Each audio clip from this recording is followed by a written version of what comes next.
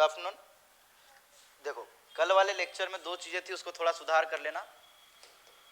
एक था पलायन वेग और एक क्या है, कक्षीय चाल। पलायन वेग कितना होगा तो √2 में g(r) और कक्षीय चाल कितनी होगी g(r). देखो बच्चों, √2 का भी कुछ मान होगा या नहीं होगा, g(r) बराबर, कोई दिक्कत नहीं, लेकिन √2 का भी तो कुछ मान होगा या नहीं होगा, होगा या नहीं होगा, होगा। तो ये √2 ये ज्यादा या ये ज्यादा, ये ज्यादा, इसलिए √2 क्या हो जाएगा, ज्यादा हो जाएगा। इसलिए पलायन वेग कितना होगा, √2 g(r) और कक्षीय चाल कितनी होगी g(r). अर्थात किसी उपग्रह को किसी के परितक किसी कक्षा में स्थापित करना, तो किस कक्षा में स्थापित करोगे, √g(r) चाल से स्थापित करोगे। लेकिन यदि √2 g(r) से कर दिया तो क्या होगा, वो उपग्रह कहां चले जाएगा, अंतरिक्ष में। इतना समझ में आया या नहीं आया। उसके बाद अपन ने चालू किया था प्रकाश। प्रकाश क्या होता है, प्रकाश एक ऊर्जा है, और फिर बताया था प्रकाश एक ऐसी ऊर्जा है जो हमारी रेटिना पे क्या करे, दृष्टि की संवेदना उत्पन्न कर दे, उसे हम क्या बोलते हैं, प्रकाश। प्रकाश किन तरंगों के रूप में संचरित होता है, विद्युत चुंबकीय तरंगों के रूप में। ये किसने बोला था, मैक्सवेल ने। किसने बोला था, मैक्सवेल ने। उसके बाद मैंने बताया था क्या प्रकाश को चलने के लिए माध्यम की आवश्यकता पड़ती है क्या, नहीं, अर्थात प्रकाश निर्वात में भी चल सकता है। निर्वात में प्रकाश की चाल आपको बता दी थी, कितनी थी, 3 × 10⁸ मीटर पर सेकेंड, इतना बताया था। फिर मैंने बताया था प्रकाश में कई घटनाएं होगी, प्रकाश का परावर्तन, अपवर्तन, विवर्तन, व्यतिकरण, ध्रुवण, ये सारी घटनाएं होगी प्रकाश की। उसके बाद मैंने बताया था प्रकाश की प्रकृति कैसी होती है, द्वैती। कैसी होती है, द्वैती, अर्थात कभी कभी प्रकाश किसके भांति व्यवहार करता है, कण की भांति, और कभी कभी किसके भांति, तरंग के भांति। उसके बाद मैंने पहला चैप्टर उठाया था या पहला टॉपिक उठाया था जिसका नाम क्या था, प्रकाश का परावर्तन। और क्या बताया था, किसी चमकीली सतह से कोई प्रकाश किरण टकराए और वापस अपने मार्ग की ओर लौट जाए, यही घटना क्या कहलाती है, प्रकाश का परावर्तन। एक बात बताओ, प्रकाश के परावर्तन में फिर मैंने बताया था प्रकाश का परिवर्तन है किससे होगा, चमकीली सतह से टकराने। उसके बाद मैंने बताया था इसकी कुछ परिभाषाएं, आने वाली किरण को क्या बोलोगे, आपतित, जाने वाली को परावर्तित, बीच में अभिलंब, और जो तल होगा उसको क्या बोलोगे, परावर्तक तल। उसके बाद बताया था आपतन कोण और परावर्तन कोण। आपतित किरण और परावर्तित किरण के बीच का कोण कौन सा, आपतन कोण, नहीं, आपतित किरण और अभिलंब के बीच का कोण कौन सा, आपतन कोण, और अभिलंब और परावर्तित किरण के बीच का कोण परावर्तन। उसके बाद मैंने परावर्तन के नियम बताए थे, क्या बताया था, आपतन कोण का मान सदैव किसके बराबर होगा, परावर्तन कोण के बराबर। उसके बाद बताया था मैंने आपतित किरण, अभिलंब किरण और परावर्तित किरण तीनों कैसे तल में होंगे, एक ही तल में होंगे। ये 3 चीजें कंप्लीट हो गई थी या नहीं हो गई। उसके बाद मैंने कुछ न्यूमेरिकल बताए थे, तो कुछ न्यूमेरिकल जो बने थे प्रकाश के, क्या आप बना सकते हो या नहीं बना सकते, बना लोगे या नहीं बना लोगे, हाँ या ना, कैसा भी आ जाए बना लोगे, बेसिक वाला। तो इससे ज्यादा टफ क्वेश्चन कोई आएगा भी नहीं परावर्तन का, समझ गए या नहीं समझ गए। परावर्तन की घटना आप आपके जीवन में भी देखते हो या नहीं देखते हो, देखते हो या नहीं देखते हो, देखते हैं, अब धीरे धीरे चलते। परावर्तन 2 प्रकार के होते हैं बच्चों, कितने, 2, एक होगा नियमित परावर्तन और एक होगा अनियमित। कितने प्रकार के परावर्तन होंगे, 2, एक कौन सा, नियमित परावर्तन, और एक होगा अनियमित परावर्तन। जो समतल सतह से परावर्तन हो वो कैसा परावर्तन कहलाएगा आपका, नियमित। कैसा कहलाएगा, नियमित। और जो खुरदुरी, समझ रहे हो, खुरदुरी या असमतल सतह से परावर्तन हो वो कैसा होगा। अब सुनो, यहां पे जो किरणें चलेगी वो कैसी चलेगी, समांतर। कैसी चलेगी, समांतर, एक दूसरे की किरणें कैसे चलेगी, समांतर। और यहाँ क्या किरणें समांतर चलेगी, नहीं, तो किरणें कैसी चलेगी, असमांतर। कैसी चलेगी, असमांतर। देखो परावर्तन कितने प्रकार का, 2, एक कौन सा, नियमित परावर्तन और एक अनियमित परावर्तन। नियमित परावर्तन किस सतह से होगा, समतल सतह से या चिकनी सतह से होगा, और अनियमित परावर्तन किससे होगा, खुरदुरी सतह या असमतल सतह से होगा। उसके बाद बताओ नियमित परावर्तन में जो प्रकाश की किरणें वो कैसे गमन करेगी, समांतर करेगी, और अनियमित परावर्तन में कैसे करेगी, असमान। पहले दोनों है, नियमित अनियमित सतह कैसी, समतल या चिकनी, और इधर कैसी, खुरदुरी, और इधर समांतर कैसी, इधर समांतर चलेगी और इधर असमांतर चलेगी। इतना समझ में आया। अब उदाहरण देता हूं, कांच देखा या नहीं देखा, कांच बोले तो दर्पण, दर्पण में आप आपका चेहरा देखते हो, ये किस परावर्तन का उदाहरण है? नियमित परावर्तन का। किसका है? नियमित परावर्तन। अखबार पढ़ते हो या नहीं पढ़ते हो? पढ़ते हो। पढ़ते या नहीं पढ़ते? ये किसका उदाहरण है? अनियमित परावर्तन का। सुनो कैसे, आपने देखा होगा अक्षर रहते हैं, कागज अलग रहता है या नहीं रहता? उसके ऊपर अक्षर जब आप आपकी कॉपी में भी गूंद रहे हो तो अलग अलग उभरे जैसे दिखते या नहीं दिखते? दिखते। तो प्रकाश कागज पे भी पड़ रहा होगा और उस वर्ड पे भी पड़ रहा होगा। तो यह असमान या अनियमित परावर्तन हुआ या नहीं हुआ? तभी तो आप पढ़ पा रहे हो बच्चों। यदि अनियमित परावर्तन नहीं होता तो क्या आप पढ़ पाते? नहीं पढ़ पाते। उभरी हुई चीजें है या नहीं है? है। आपने कागज पे चीजों को उभारी या नहीं उभारी? उभारी। जैसे ये कागज पहले तो अलग था या नहीं था, इसके ऊपर आपने इन चीजों को उभार दिया, तो ये कैसा परावर्तन हो जाएगा आपका? अनियमित। यदि नियमित होता तो ये आपको कैसा दिखता? पूरा ब्लैंक। समझ गया नहीं समझ गया? लेकिन इसके ऊपर आपने उभार दिए तो ये आपका कैसा परावर्तन हो गया? अनियमित परावर्तन। क्या भी आपने सोचा ब्लाइंड लोग कैसे पढ़ते होंगे? लुईस पद्धति से पढ़ते हैं बेचारे, है ना। लेकिन एक बात बताओ, वो भी काहे से पकड़ते? आपने देखा होगा यहाँ पे, अपने यहाँ भी है ब्लाइंड, यहाँ पे है 9 लाख पे। देखना वो जब कभी जाते हैं बच्चों, नोट पकड़ के बता देते कि कौन सा नोट है, 10 का या 20 का। कैसे बता दिया? उस उभार के कारण। काहे के? उभार के कारण उस कागज को हाथ लगाएंगे तो उनको सेंसिटिविटी से पता चल जाता है कि 10 का नोट है या 20 का नोट है। ना वो नापते हैं और कुछ भी नहीं करते, बस हाथ में पकड़ के बता देते हैं। ये सारी चीजें काहे की है? परावर्तन की ही है। इतना समझ में आया या नहीं आया? देखने वालों के लिए। अपन देखते तो एक बात बताओ, अपने को अनियमित परावर्तन हो रहा तभी तो अलग अलग डिफरेंस दिख रहा। यदि नियमित परावर्तन होता तो क्या अपने को एक जैसे नोट नहीं लगते? क्या लगते? समझ गए या नहीं समझ गए? अर्थात नियमित परावर्तन जिसमें क्या हो? सतह कैसी हो? समतल, समतल हो या चिकनी हो। और अनियमित परावर्तन किससे? खुरदुरी सतह। इतना समझ में आया। और इधर से प्रकाश की किरणें कैसी चलेगी? समांतर। और इधर कैसी चलेगी? असमांतर। उसके बाद बताओ, इधर कौन सा उदाहरण दिया? दर्पण का। और इधर कौन सा दिया? अखबार। इतना समझ में आया। अब चलते हैं आगे, आज एक नया टॉपिक उठा लेते हैं जिसका नाम है दर्पण। ज्यादा बड़ा नहीं खींचेंगे आज, धीरे धीरे प्रकाश को खींचेंगे क्योंकि यहां से क्वेश्चन बनना तय। दर्पण क्या होता है?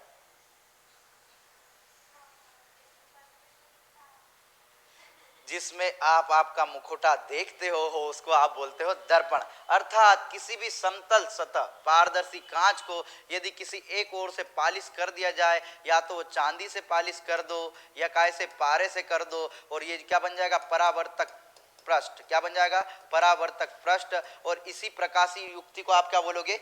दर्पण। क्या बोलोगे? दर्पण एक प्रकाशीय युक्ति है जिसमें किसी पारदर्शी कांच के पीछे एक साइड क्या कर देते हो आप? किसी चमकली सतह से क्या करते हो? पुताई कर देते हो, या तो चांदी की शील्ड लगा दो या फिर क्या करो? पारे के लेपन कर दो, और उसके बाद वो बन जाएगा क्या? परावर्तक सतह। और इस प्रकाशीय युक्ति को आप क्या बोलोगे? दर्पण। क्या बोलोगे? दर्पण। इतना समझ में आया या नहीं आया? अब सुनो दर्पण की कहानी। इतना समझ में आया? तो दर्पण किस सिद्धांत पे काम करता है? परावर्तन के। किस पे? परावर्तन। और वो भी कैसा परावर्तन? नियमित परावर्तन। इतना समझ में आया या नहीं आया? अब दर्पण की बात करते हैं। तो दर्पण बच्चों 2 प्रकार के होते हैं। कितने? दर्पण क्या होता है समझ गए या नहीं समझ गए? दर्पण 2 प्रकार के होंगे, एक होगा समतल दर्पण और एक होगा गोली दर्पण। कितने प्रकार के दर्पण होंगे बच्चों? 2। एक होगा समतल दर्पण और एक होगा आपका गोली दर्पण। दर्पण क्या है? किसी कांच के भाग को काट लिए, समतल भाग को काट लिया जाए और उसके दूसरी ओर किसी चमकली सतह का क्या कर दिया जाए? लेपन कर दिया जाए। और वो समय वो क्या करेगी? एक प्रकाशिक परावर्तक तल की भांति कार्य करने लगेगी, और इसी कारण ये दर्पण बनेगा। और इसी को आप कौन सा दर्पण बोलोगे? समतल दर्पण। यदि समतल है कांच तो कौन सा दर्पण? समतल। और यदि गोले वाला है तो कौन सा हो जाएगा? गोली दर्पण। कोई डिफरेंस नहीं है। समतल दर्पण किसको बोलोगे? जिसकी परावर्तक सतह कैसी हो? समतल। और जिसकी परावर्तक सतह कैसी हो? गोली। उसे आप क्या बोलोगे? गोलीय दर्पण। इतना समझ में आया? अब चलते हैं समतल दर्पण की कुछ कहानियां। यहां से क्वेश्चन बनेगा, हाँ बच्चों ध्यान रखना। देखो, समतल दर्पण की धारिता होती है अनंत। ध्यान रखना, कितनी? धारिता होती है अनंत। और क्षमता होती है शून्य। क्या? क्षमता होती है शून्य। क्या बोला हूं?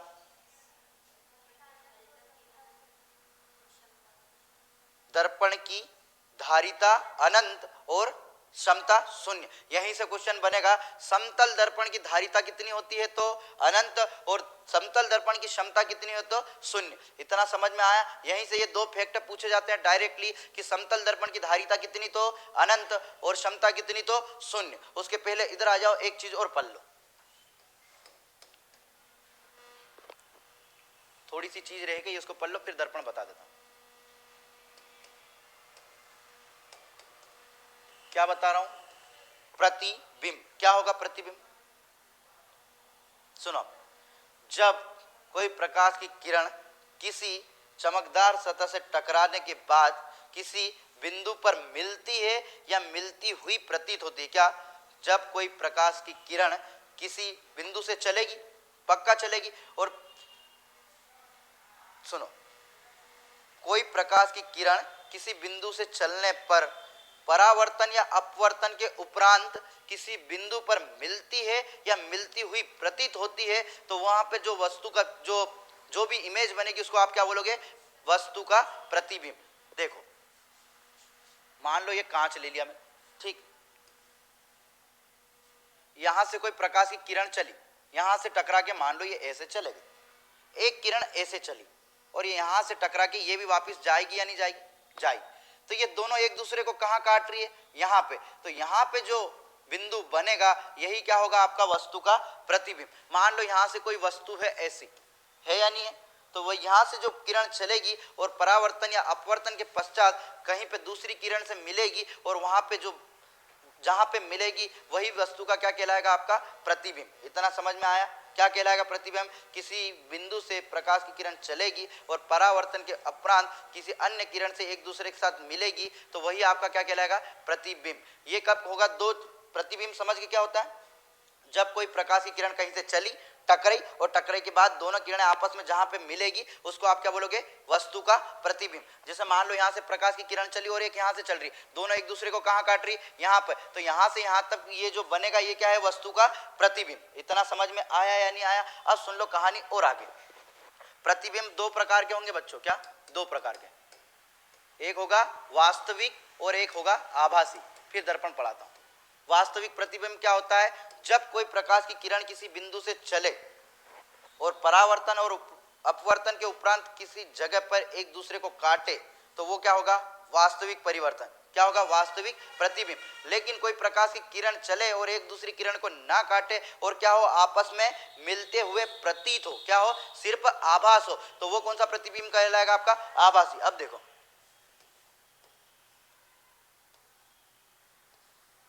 ये किरण यहां से चली, यहां ऐसी चली और यहां से ऐसी चली, तो यहां पे वस्तु का प्रतिबिंब होगा या नहीं होगा?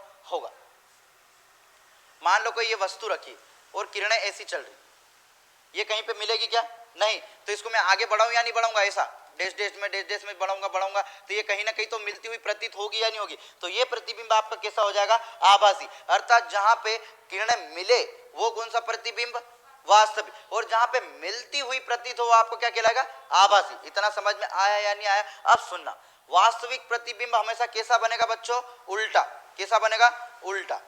और आभासी प्रतिबिंब हमेशा कैसा बनेगा? सीधा। कैसा बनेगा? सीधा। दो प्रकार के प्रतिबिंब कैसे? यदि किसी बिंदु या वस्तु से कोई प्रकाश की किरण चले और परावर्तन या अपवर्तन की परिघटना के बाद कहीं पर मिले, तो ये आपका ये जो आपकी इमेज बनेगी इसको आप क्या बोलोगे? प्रतिबिंब। इतना समझ में आया? प्रतिबिंब कितने प्रकार के? दो। एक होगा वास्तविक और एक होगा आभासी। जब प्रकाश की किरणें परावर्तन या अपवर्तन के उपरांत कहीं पर एक दूसरे को मिले या काटे तो कैसा प्रतिबिंब बनाएगी? वास्तविक। लेकिन परावर्तन और अपवर्तन के दौरान मिले नहीं, ना एक दूसरे के काटे, लेकिन क्या हो? मिलती हुई प्रतीत हो, तो वो कैसा होगा? आभासी। और एक बात बताओ, वास्तविक प्रतिबिंब हमेशा कैसा होगा? उल्टा। क्या होगा? उल्टा। और आभासी प्रतिबिंब हमेशा कैसा होगा? सीधा। वास्तविक प्रतिबिंब को हमेशा काय पे? पर्दे पे प्राप्त किया जा सकता है। कैसे? पर्दे पे प्राप्त किया जा सकता है। और आभासी प्रतिबिंब को पर्दे पे प्राप्त नहीं किया जा सकता। किसको प्राप्त किया जा सकता है पर्दे पे? वास्तविक प्रतिबिंब को क्या आभासी प्रतिबिंब को प्राप्त किया जा सकता है? नहीं। जब आपको मैं आपके आईज पढ़ाऊंगा तो ये भी वास्तविक प्रतिबिंब बनाएगी, लेकिन उल्टा तो आप बोलोगे सर यदि मैं आपको देख रहा हूं तो आप सीधे क्यों दिख रहे? ये आंख की क्वालिटी होती है कि वो उल्टी इमेज को कैसा कर देती है? सीधी। आपने देखी होगी कोई भी चीज यदि उसे पर्दे पे प्राप्त करना चाहिए तो वो कैसा प्रतिबिंब बनाना चाहिए? वास्तविक। क्वेश्चन यहीं से बनेगा बच्चों कि किसी भी चीज का यदि पर्दे पर आपको इमेज या प्रतिबिंब प्राप्त करना चाहिए तो वो कैसा प्रतिबिंब होना चाहिए? वास्तविक। क्या आभासी प्रतिबिंब प्राप्त किया जा सकता है पर्दे पे? नहीं। पहला तो सुन लो, प्रतिबिंब क्या होता है? जब किरणें चले और परावर्तन या अपवर्तन के उपरांत मिले या मिलती हुई प्रतीत हो, और उसी बिंदु को आप क्या बोलोगे? जहां पर मिले या मिलती हुई प्रतीत हो उस बिंदु को आप क्या बोलोगे? प्रतिबिंब। जब प्रकाश प्रतिबिंब कितने प्रकार के? दो। एक कौन सा? वास्तविक, एक आभासी। जब प्रकाश की किरणें परावर्तन या अपवर्तन के उपरांत किसी बिंदु पर मिले तो उस बिंदु को आप कौन सा प्रतिबिंब बोलेंगे? वास्तविक। लेकिन परावर्तन और अपवर्तन के उपरांत किसी बिंदु पर मिले नहीं, मिलती हुई प्रतीत हो तो वो आपका कैसा प्रतिबिंब हो गया? आभासी। वास्तविक प्रतिबिंब हमेशा कैसा बनेगा? उल्टा। आभासी कैसा बनेगा? सीधा। वास्तविक प्रतिबिंब को पर्दे पर प्राप्त किया जा सकता है, और क्या आभासी प्रतिबिंब को किया जा सकता है क्या? नहीं। देखो उत्तल और अवतल की कहानी है, यहाँ पे बताने से कोई सेंस नहीं। मैं बोल दूं कि हाँ भैया वास्तविक प्रतिबिंब हमेशा अवतल दर्पण बनाएगा और ये कौन सा बनाएगा? उत्तल दर्पण। यहाँ बताने का मतलब है क्या? नहीं। जब उत्तल और अवतल दोनों पढ़ा दूंगा तो आप ऑटोमेटिक आंसर दे दोगे या नहीं दे दोगे? दे दोगे। चले आगे। दर्पण बता दिए। दर्पण क्या होता है? एक ऐसी प्रकाशीय युक्ति क्या जो प्रकाश के परावर्तन के सिद्धांत पे कार्य करता है। दर्पण कितने प्रकार के? दो प्रकार के। एक कौन सा? समतल और एक गोलीय दर्पण। जिसका जो दर्पण समतल सतह वाला हो उसको क्या बोलोगे? समतल दर्पण। जो गोले वाला हो उसको क्या बोलोगे? गोलीय दर्पण। पहला मैंने कौन सा उठाया था? समतल दर्पण। समतल दर्पण अर्थात ऐसा दर्पण या ऐसी प्रकाशीय युक्ति जिसके एक तरफ क्या कर दो? पेंट कर दो, और वो क्या करेगी? परावर्तक सतह की भांति कार्य करेगी। तो इस प्रकार बनी युक्ति को आप क्या बोलोगे? दर्पण। क्या बोलोगे? दर्पण। समझ गए या नहीं समझ गए बच्चों? दर्पण की धारिता कितनी? अनंत। कितनी? अनंत। और क्षमता कितनी? इतना समझ में आया या नहीं आया? लाइट में दिख नहीं रहा है क्या? हाँ, इतना समझ में आया या नहीं आया? अब सुनना धीरे धीरे कहानी। समतल दर्पण कैसा प्रतिबिंब बनाता है? तो हमेशा ध्यान रखना कैसा? आभासी। कैसा? आभासी। आभासी है तो सीधा बनाएगा या उल्टा? सीधा। समझ गए या नहीं समझ गए? समतल दर्पण की धारिता कितनी? अनंत। क्षमता कितनी? शून्य। उसके बाद बताओ यदि मैं कहूं कि ये कैसा प्रतिबिंब बनाएगा तो आभासी बनाएगा। कैसा बनाएगा? आभासी। और आभासी प्रतिबिंब हमेशा कैसे होंगे बच्चों? सीधे। लेकिन वास्तविक प्रतिबिंब हमेशा कैसे होंगे? उल्टे। क्या इसे आप पर्दे पे प्राप्त कर सकते हो क्या? नहीं। अब इसके कुछ परिभाषिक वाली है, कुछ इसके तथ्य है, वो सुन लो। पहला तथ्य तो क्या? समतल दर्पण हमेशा कैसी चीजें कैसा प्रतिबिंब बनाएगा? आभासी और सीधा। और एक कैसा बनाएगा? वस्तु के बराबर। कैसा? वस्तु के बराबर। इतना समझ में आया? समतल दर्पण की धारिता अनंत, समता शून्य। समतल दर्पण हमेशा कैसा प्रतिबिंब बनाएगा? आभासी, सीधा और वस्तु के बराबर। इतना समझ में आया या नहीं आया? किसी भी इंसान को अपना चेहरा देखना हो या अपनी पूरा शरीर देखना हो तो समतल दर्पण कितना होना चाहिए बच्चों? तो ध्यान रखना कितना होना चाहिए? आधा। कितना होना चाहिए? आधा।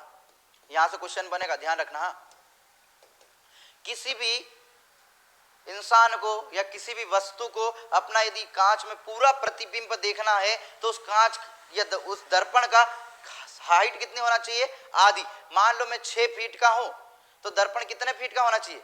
3 फीट का। समझ गया या नहीं समझ गया? कोई इंसान 11 फीट का है तो उसको अपना पूरा प्रतिबिंब देखने के लिए कितना? यदि मान लो कि ये कोई कमरा है, यदि इसका पूरा प्रतिबिंब उसमें लेना, मान लो ये कमरा 12 मीटर का है, यदि इसको अपना पूरा प्रतिबिंब देखना है तो इसको कितना होना चाहिए? कितना? 6 मीटर। इतना समझ में आया? अर्थात मान लो इसको आई से डिनोट कर देता हूं मैं प्रतिबिंब को। अब बच्चों यदि यहां से मैं न्यूमेरिकल बनाऊं और कहूं मैं किसी कांच की हाइट 5 मीटर है, क्या 5 मीटर है, तो एक बात बताओ, तो प्रतिबिंब तो वस्तु की हाइट कितनी होगी? 10 मीटर। समझ गया नहीं समझ गया? ये 2 किधर चले जाएगा? इधर आ जाएगा, ऑटोमेटिक आएगा या नहीं आएगा, समझ गए या नहीं समझ गए। यदि मैं कहूं सीधा सा फैक्ट यही बनेगा, किसी भी इंसान या किसी भी वस्तु को दर्पण में यदि अपना पूरा प्रतिबिंब देखना है तो उसको कितना कितना होना चाहिए, दर्पण पे डबल। और यदि किसी को देखना हो तो दर्पण की हाइट क्या होना चाहिए, उसकी आधी, किसी भी प्रतिबिंब की आधी, चाहे वो वस्तु हो या मानव हो या जानवर हो, हाथी हो, घोड़ा हो, जो भी हो, किसी को भी अपने को दर्पण में पूरा प्रतिबिंब देखना है तो दर्पण का साइज कितना चाहिए, उस प्रतिबिंब या उस वस्तु के हाइट का आधा। इतना समझ में आया या नहीं आया।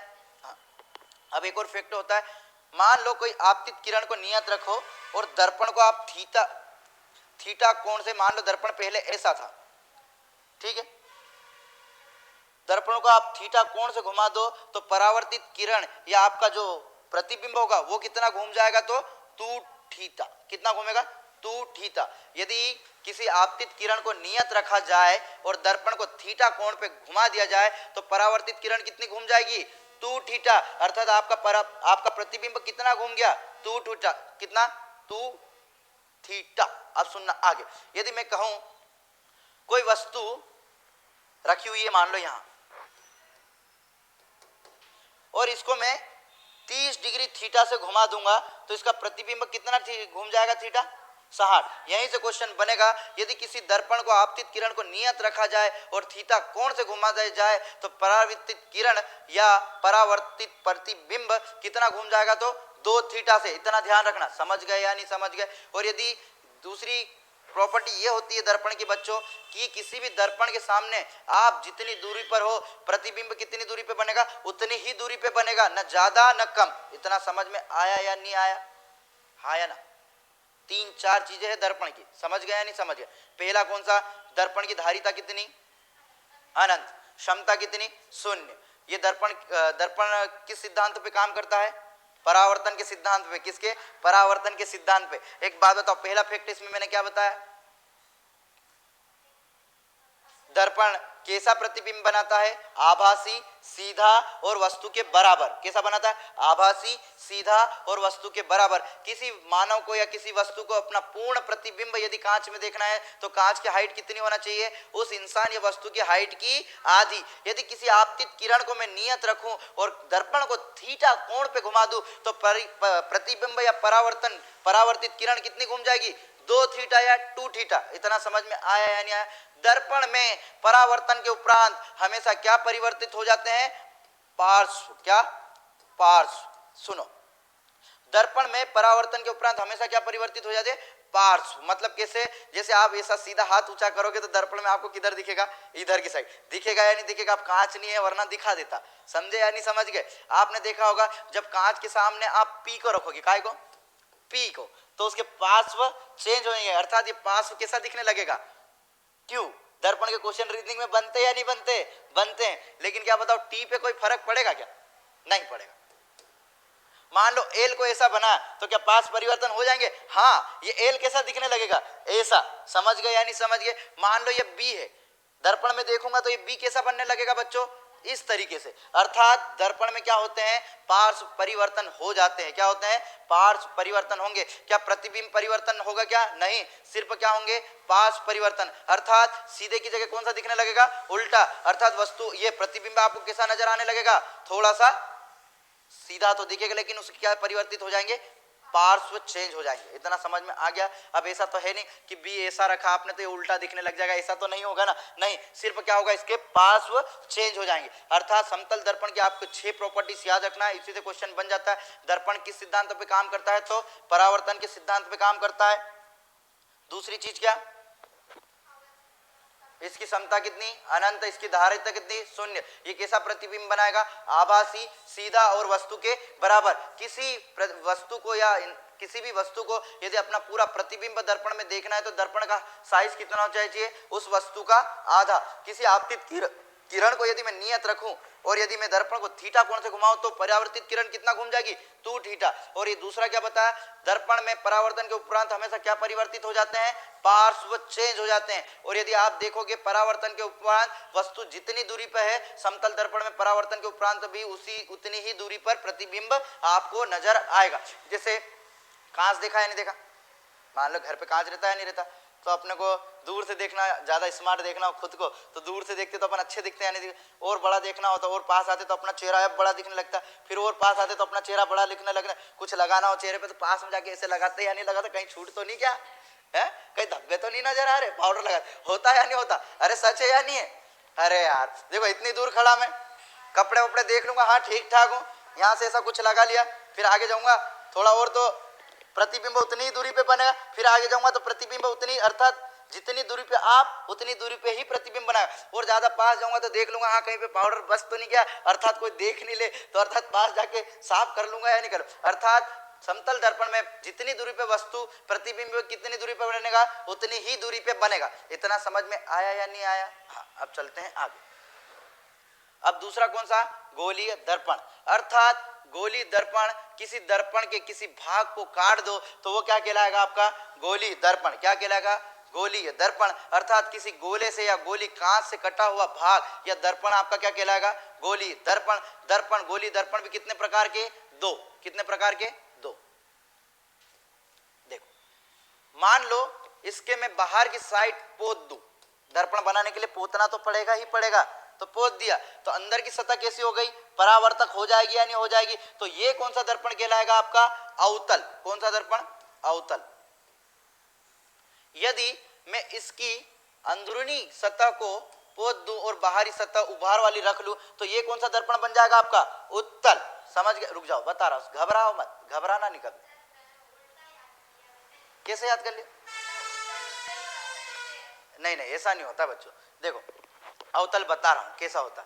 अवतल, उत्तल मतलब उठा हुआ, मतलब उभरा हुआ, अर्थात चमकदार सतह कैसी रहेगी? उभरी हुई। तो देखो इधर पोतूंगा तो ये उभरी हुई सतह रहेगी या नहीं? तो ये कौन सा पृष्ठ हो जाएगा आपका? परावर्तक। तो ये कौन सा हो गया आपका? उत्तल दर्पण। कौन सा? उत्तल। और इसमें किधर है?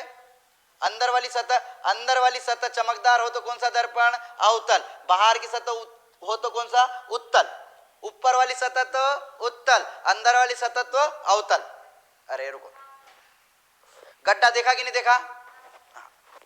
ये गड्ढा है या नहीं? ये अवतल हो गया कि नहीं हो गया? हो गया। ये क्या कहला जाएगा? उत्तल। समझ गए कि नहीं? तल देखा कि नहीं? एक उथला तल रहता, एक निचला तल रहता। उथले तल को क्या बोल देना? उत्तल, और निचले तल को क्या बोल देना? अवतल। अर्थात जो अंदर की गोले का अंदर वाला भाग यदि परावर्तक सतह की तरह काम करने लगे तो कौन सा दर्पण? अवतल दर्पण। यदि बाहरी या ऊपरी वाला भाग, जो ऊपर वाला भाग रहे, उसको आप कौन सा बोलोगे? उत्तल। मान लो ये गोला है, मैंने अंदर की साइड पैक कर दिया, यहाँ पे चमकदार सतह होगी तो ये कौन सा दर्पण हो गया? उत्तल। लेकिन मान लो मैंने बाहर की साइड पेंट कर दिया और अंदर की साइड यदि ये परावर्तक हो गया तो ये कौन सा? अवतल। कहानी खत्म, कभी कंफ्यूज मत होना, ठीक। ये बताओ ये बाहर की साइड पुता हुआ है या नहीं है? तो ये अंदर की साइड कैसा दिख रहा? हाँ मतलब चमकदार है, तो ये गुफा जैसा लग रहा है या नहीं लग रहा? लग रहा। तो इसको इंग्लिश में क्या बोलोगे? कॉनकेव। कौन सा? कॉनकेव। केव मतलब क्या? गुफा। तो ये कौन सा लेंस, कौन सा दर्पण हो गया? कॉनकेव। और ये कौन सा हो जाएगा? कॉन्वेक्स। कौन सा हो जाएगा? कॉन्वेक्स। इतना समझ में आया या नहीं आया? अवतल और उत्तल की कहानी समझ गए कैसा? किसी गोले को काट दो बीच में से, यदि उसके बाहरी पृष्ठ को आप पोत दो और अंदर वाला पृष्ठ कैसा हो जाए? परावर्तक या चिकना या चमकदार हो जाए तो कौन सा दर्पण बनेगा? अवतल। लेकिन किसी गोले को काट दो और अंदर की सतह को पोत दो और बाहरी सतह कैसी बन जाए? चमकीली और दर्पण की भांति व्यवहार करने लगे तो ये कौन सा हो गया आपका? उत्तल। एक बात बताओ, गुफा के समान हो गया कौन सा? अवतल दर्पण। तो इसको आप कौन सा बोलोगे? कॉनकेव। कौन सा? कॉनकेव। और यदि जाओगे कहां पे? उत्तल में, तो वो कौन सा हो जाएगा? कॉन्वेक्स। एक होता है अभिसारी और एक होता है अपसारी। दो वर्ड याद रखना बच्चों, यहां से ये क्वेश्चन बनता है कॉनकेव और ये वाला।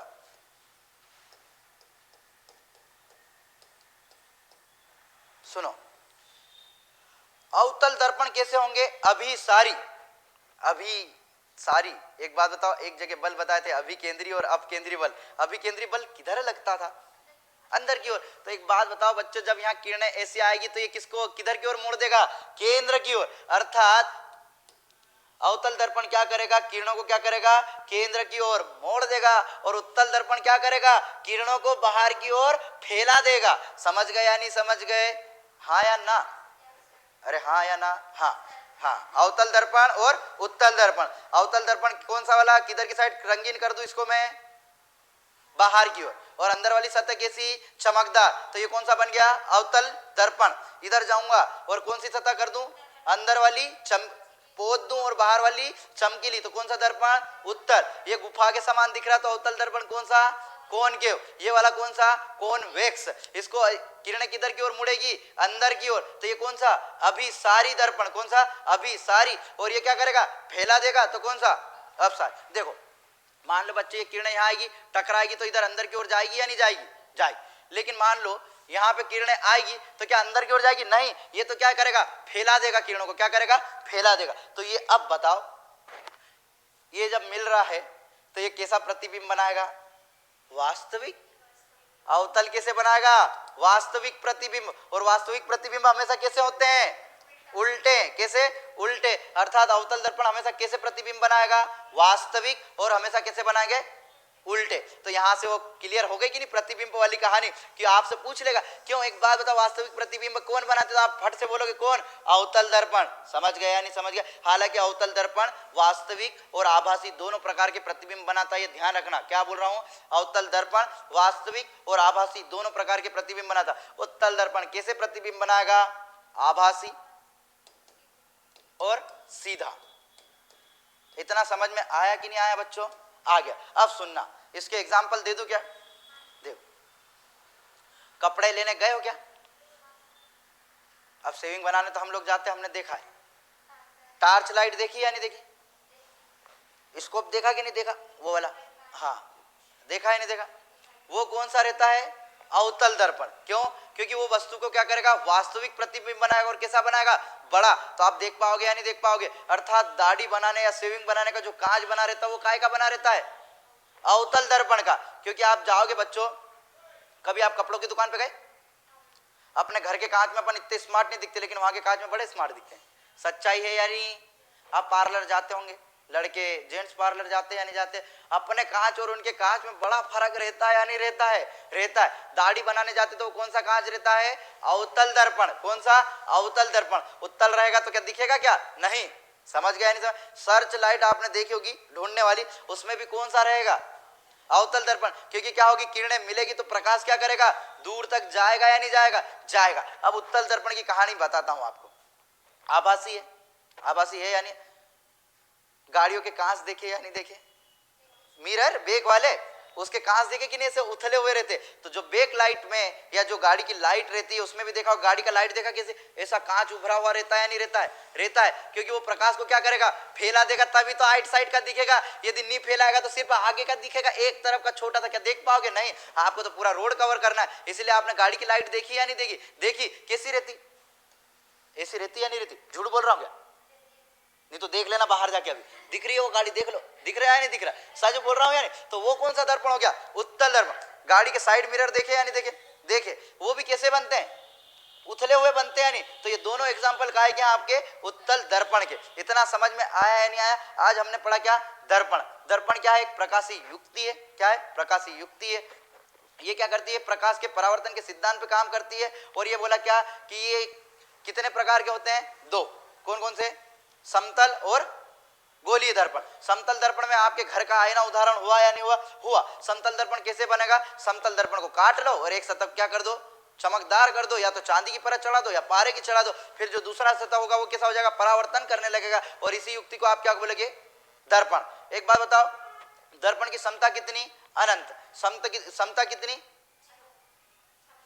समता जीरो, धारिता अनंत। उसके बाद बताइए ये कैसा प्रतिबिंब बनाएगा, ये आभासी प्रतिबिंब बनाएगा, बनाएगा या नहीं बनाएगा, आभासी बनाएगा, सीधा बनाएगा और वस्तु के बराबर बना। उसके बाद बताया था कि मैंने कि दर्पण क्या करेगा, वस्तु से जितनी दूरी पे प्रतिबिंब भी क्या करेगा, उतनी दूरी पे। यदि किसी वस्तु को पूर्णतः अपना प्रतिबिंब देखना है तो कांच का साइज या दर्पण का साइज कितना होना चाहिए, उस वस्तु का आधा होना चाहिए। और दर्पण में हमेशा क्या होते हैं, पार्श्व परिवर्तन हो जाते हैं। अर्थात रूम जाके देखना, ऐसा हाथ ऊंचा करना तो इधर की साइड दिखेगा, वो सच बोल रहा हूं गलत, तो उसमें क्या होंगे, पार्श्व परिवर्तन हो जाएगा। इतना समझ में आया। और दर्पण में कुछ बताया क्या, नहीं। अब चलते हैं आगे।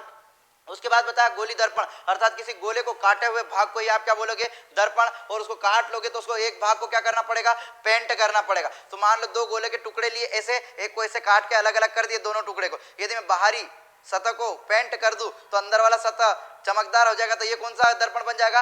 अवतल दर्पण। यदि मैं इस गोले को क्या करूं, अंदर की ओर पेंट कर दूं और बाहरी सतह कैसी बन जाएगी? चमकीली, तो ये कौन सा दर्पण? उत्तल दर्पण।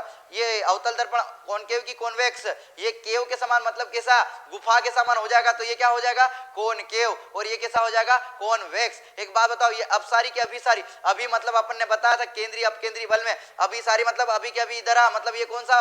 अभिसारी। और ये कौन सा? अपसारी दर्पण। अभिसारी दर्पण कौन सा? अवतल। और अपसारी दर्पण कौन सा? उत्तल। इतना बताओ, ये किरणों को किधर की ओर मुड़ेगा? केंद्र की ओर, अर्थात किधर झुका देगा? केंद्र की ओर। और ये क्या करेगा? किरणों को फैला देगा। इसीलिए आपके दाढ़ी और कटिंग वाले जो कांच लगे हुए या मिरर होते हैं वो काय के बने होते हैं? अवतल दर्पण। सर्च लाइट जो होती है वो काय की बनी होती है? होता है, क्योंकि सर्च लाइट को क्या करना पड़ेगा? किरणों को क्या करना पड़ेगा? फोकस करना पड़ेगा, तभी लेजर लाइट देखी या नहीं देखी? वो क्या करता है? किरणों को एक तरफ मोड़ देता है, इसीलिए तो इतनी दूर तक जाती है। लेकिन गाड़ियों के जब आप हेडलाइट में आओगे तो किरण को क्या करना पड़ेगा? फैलाना पड़ेगा, क्योंकि आप फैलाओगे नहीं तो पूरा रोड देख पाओगे क्या? नहीं। इसलिए वो काय के बने होते हैं? उत्तल दर्पण के। इतना समझ में आया या नहीं आया? उसके बाद एक और एग्जाम्पल दिया था, क्या? गाड़ी के साइड मिरर, वो भी काय के बने होते हैं? उत्तल दर्पण के। एक बात बताओ, अवतल दर्पण कैसा प्रतिबिंब बनाता है? वास्तविक। और वास्तविक कैसे होते हैं? उल्टे। क्या इनके प्रतिबिंब को पर्दे पे प्राप्त किया जा सकता है? हाँ, क्योंकि वास्तविक प्रतिबिंब को पर्दे पे प्राप्त किया जा सकता है। क्या आभासी प्रतिबिंब को पर्दे पे प्राप्त किया जाएगा? क्या नहीं। अर्थात उत्तल दर्पण से बनने वाले प्रतिबिंब को क्या पर्दे पे प्राप्त किया जाएगा? क्या नहीं। इतना समझ में आ गया? अब चलते हैं। देखो थोड़ा सा टफ है, पर मैं कोशिश कर रहा हूं कि आपको समझा सकूं। समझ में आ रहा है या नहीं आ रहा? अब देखो कुछ परिभाषा है वो बता देता हूं, उसके बाद कल अपन प्रतिबिंब पढ़ेंगे कि कहां पे किस वस्तु को रखेंगे तो प्रतिबिंब कहां बनेगा। लेकिन सिर्फ आज कुछ परिभाषा पढ़ लो। ये क्या है? गोला। इसका एक भाग काट लूं, मान लो ये काट लिया। अब इसको पेंट कर दूं, कर दिया। कर दिया या नहीं कर दिया? कौन सा लेंस बन गया? कौन सा दर्पण बन गया? ये कौन सा? अवतल दर्पण। तो बच्चों ये जो हिस्सा होता है इसको क्या बोला जाता है? द्वारक। क्या बोला जाता है? द्वारक। क्या बोला जाएगा? द्वारक। क्या बोलोगे आप इसको? द्वारक। इसको मान लो, इसको बोल देता हूं एक्स और इसको बोल देता हूं वाई। इसके बीचम बीच जो बिंदु होगा इसको क्या बोलोगे? ध्रुव। क्या बोलोगे? ध्रुव। इतना समझ में? ये बताओ, ये दर्पण किसी गोले का ही भाग है या नहीं है? है या नहीं है? है। तो इसकी कोई त्रिज्या होगी या नहीं होगी? होगी। इसको क्या बोलोगे? वक्रता त्रिज्या। क्या बोलोगे? वक्रता त्रिज्या। जिस गोले का ये भाग होगा उसको आप क्या बोलोगे? वक्रता त्रिज्या। और इसको डिनोट कैसे बोलोगे? करोगे सी से। इतना समझ में आया या नहीं आया? आ गया या नहीं आ गया? तो एक बात बताओ, ये वक्रता त्रिज्या है तो ये दर्पण की भी त्रिज्या हो जाएगी या नहीं हो जाएगी? होगी या नहीं होगी? तो इसको मैं काय से डिनोट कर सकता हूँ? आर से कर सकता हूँ या नहीं कर सकता हूँ? एक बात बताओ, प्रकाश की किरणें जहां से चलेगी और किसी बिंदु पे मिलेगी उसको आप क्या बोलोगे? मुख्य फोकस। क्या बोलोगे? मुख्य फोकस। तीन चीजें हैं बच्चों, ध्यान रखना बस। अब ये गोले को मिटा देता हूं। यहां से आप समझ में आ गया या नहीं आ गया? आ गया। किसी गोले का, गोली दर्पण का जो कटा हुआ हिस्सा होगा जिससे आप परावर्तक सतह के रूप में यूज करोगे उसको आप क्या बोलोगे? द्वारक। क्या बोलोगे? द्वारक। जो इसके मध्य बिंदु होगा उसको क्या बोलोगे? ध्रुव। एक बात बताओ, जिस गोले का कटा हुआ हिस्सा होगा उसकी जो त्रिज्या होगी वो इसकी क्या कहलाएगी? वक्रता त्रिज्या। क्योंकि कांच इतना बड़ा होगा, कहीं ना कहीं केंद्र होगा कि नहीं होगा? होगा। तो ये क्या होगा? इसकी वक्रता त्रिज्या। और किरणें जब किसी परावर्तक सतह से टकराएगी और जहां जिस बिंदु पे मिलेगी उसको आप क्या बोलोगे? मुख्य फोकस। क्या बोलोगे? मुख्य फोकस। और जो बीच का केंद्र होगा उसको आप क्या बोलोगे? ध्रुव। इतना समझ में आया या नहीं आया? समझ गया या नहीं समझ? अब एक बात बताओ, ध्रुव से लेकर मुख्य फोकस तक की दूरी क्या कहलाएगी? आपकी फोकस दूरी। इसको काय से डिनोट करोगे आप? स्मॉल एफ से। क्या बोलोगे इसको आप? फोकस दूरी। क्या बोलोगे? फोकस दूरी। एक बात बताओ, अब यहां थोड़ा कंफ्यूज करूंगा, हो जाना कंफ्यूज, कोई दिक्कत नहीं। इसको क्या बोलोगे? ध्रुव। इसको क्या बोलोगे?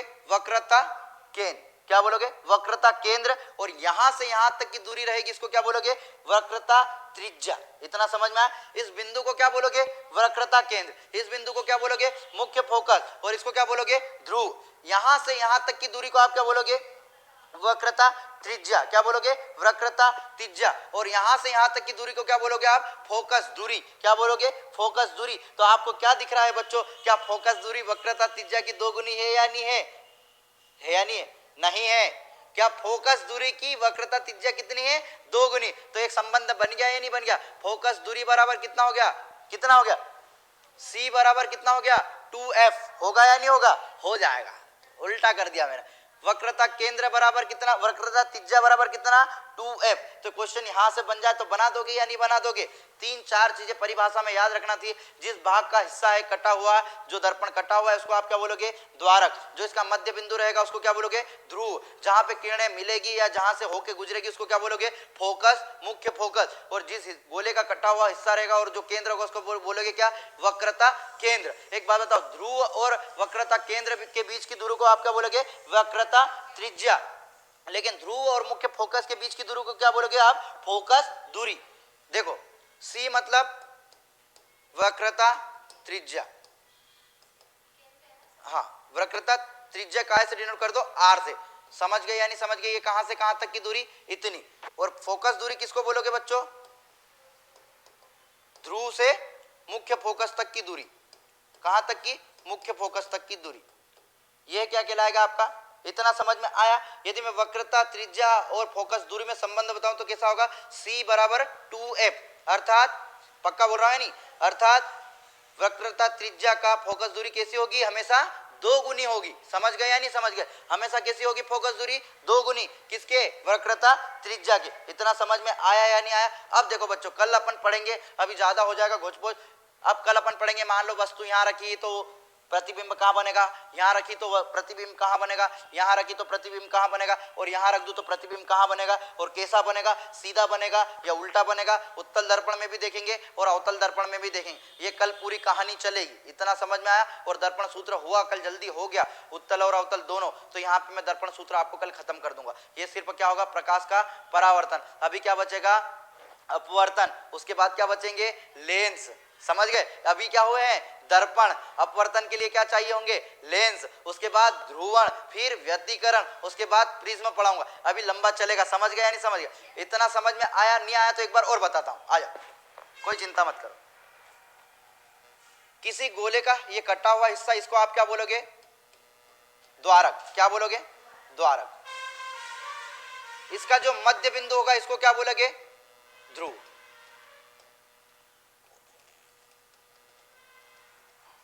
और ये जिस गोले का हिस्सा होगा और जो इसका केंद्र होगा उसको क्या बोलोगे आप? वक्रता केंद्र। क्या बोलोगे? वक्रता केंद्र। इसको कहां से डिनोट करोगे? C से। और ये वक्रता केंद्र और ध्रुव के बीच की जो दूरी होगी उसको क्या बोलोगे? वक्रता त्रिज्या। क्या बोलोगे? वक्रता त्रिज्या। और जब किरणें आपस में जब किसी परावर्तन से टकराएगी और जिस बिंदु पे मिलेगी उसको क्या बोलोगे? मुख्य फोकस। क्या बोलोगे? मुख्य फोकस। मुख्य फोकस और ध्रुव के बीच की जो दूरी होगी उसको क्या बोलोगे? फोकस दूरी। क्या बोलोगे? फोकस दूरी। इतना समझ में आया या नहीं आया? आ गया। अब यदि मैं इन दोनों में संबंध पूछूं तो वक्रता त्रिज्या किसकी आधी है या 2 गुनी है? फोकस दूरी की। समझ गए या नहीं समझ गए? यदि आपको वक्रता त्रिज्या या R प्राप्त करना तो आपकी फोकस दूरी कितनी होनी चाहिए?